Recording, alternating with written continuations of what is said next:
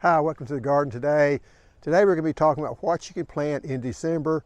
It is cold, it is wet, it is nasty, but still there's some things you can still plant. Now, as far as planting transplants outside, I mean, I've got some of these brassicas here.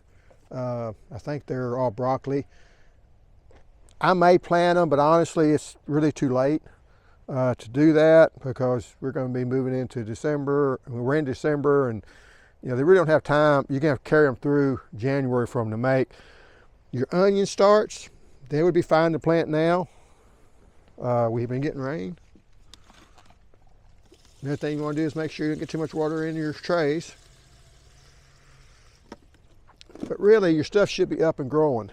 Now, I will tell you, I was watching a video from Lazy Dog Farms, and he was talking about planting garlic, and I thought, you know, he could try something different, and he said sometimes with garlic you have to put him in the deal for 4 weeks, but there's one that you might not have to do that with. And I looked up the garlic he was wanting to plant. Thought, well, I wouldn't mind trying that. But then I got my trusty little deal. I kind of knew this. Really, you should have planted garlic by October 15th, and it would look like this. For us, and I'm in Texas, zone 9A, up north of Beaumont. That's how it should look. So if you try to plant it now, you're going to have some problems. Now, the garlic I planted that was starting to sprout, I got one here that's starting to come up, but the others hadn't even started coming up yet. Probably right in there's where the other one is. But that's probably going to be okay. But if I was to order that garlic, I wouldn't be getting it in to another week or two. It'll be middle of December. That's getting really late. So I'll take what he says. I do like his channel.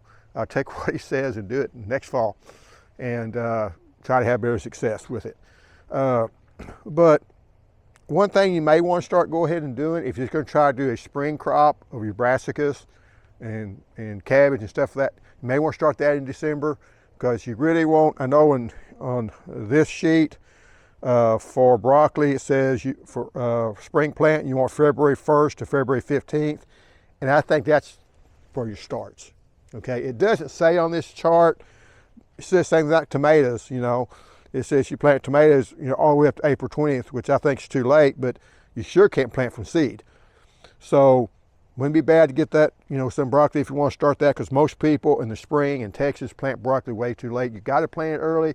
To me, I'd be trying to plant it out the last part of January if I could, or right at February 1st, to give you enough time to get that garlic, get the brassicas time to bloom out, and it won't be so hot where they'll bolt on you and go to seed. So you can do those things. If it was carrots, I'd wait on the carrots, do the spring planting the carrots, and see spring on carrots. It's January 15th through February 15th. So right around, you know, MLK Day, if you want to plant some spring carrots. I will show you the broccoli, how it's been doing. This one is the one that's in the container. It's doing all right. These here were some of the later brassicas. I think these are the cauliflower, the twister cauliflower. And we'll go over here to look at the other broccoli that's growing. It's really kind of wet, so I'm not going to be going out to the main garden. I guess give a quick look at the pineapple. We've had to bring the pineapple in already. I may have to bring it in next week also, but trying to keep them alive. So they'll produce. We haven't got a real frost. We got one light frost, but up here at the house, the frost hasn't really hit, so still got peppers growing. The Malabar spinach is still growing, doing fine. And we'll come over here and look at this broccoli. And I haven't seen these in a couple of days, but they're looking okay. They're a little floppy, this one. And this has got a little head starting to form. So if you get up over here, that's why I was wondering if the head's just now starting to form. So now I do have to be careful, because if we get some really cold temperatures, that's going to get a true freezing. Not necessarily 33 or 35, but if it's going to get down into the 20s, yeah, that would be in trouble because of that. And then these over here are growing. They're not near as big as the ones I got growing in the ground, but it's still pretty good size. That's kind of the danger of growing broccoli this time of year is, you know, they're cold hardy.